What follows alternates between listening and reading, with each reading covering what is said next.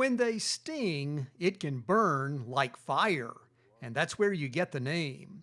For many who have an unplanned meeting with fire ants, it's literally a painful memory. I got introduced to fire ants when I had to get off of a tractor and work on a piece of equipment. I had to lay down, and all of a sudden, it's like my arm caught on fire. Kevin Thompson also deals with fire ant mounds as part of his job at the UTIA Research Center in Spring Hill. But it's not just the concern of being re-stung. Fire ants can cause damage in agriculture. It can harm equipment because you can imagine a pile of soil piled up, which they do in their nesting areas, can dull mower blades and things of that nature. It can impact livestock as well. You know, if we have a brand new baby calf that's born and lays down in a nest of fire ants, they can cause some significant stress. Moving to West Tennessee, pesticide UT Extension Specialist Kim Brown treats mounds at the Ag Research Center in Jackson. Brown says her best advice to combat these insects is to use a fire ant bait.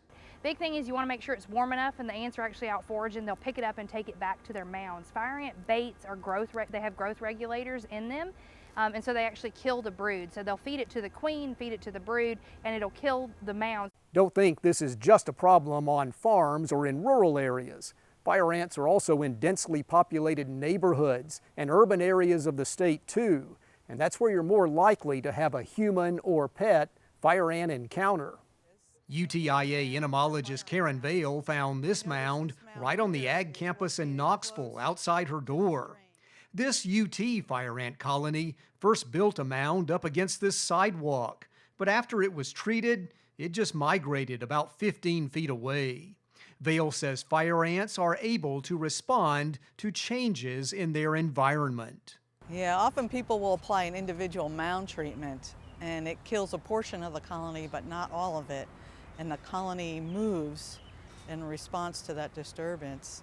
And you think you've been successful in controlling that mound because when you poke and prod it, you don't see any activity, but lo and behold, 10, 20 feet away is the remains of that mound.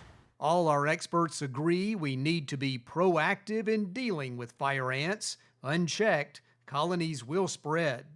Careful control and a cautious existence are needed to prevent further issues, damage, or pain. This is Charles Denny reporting.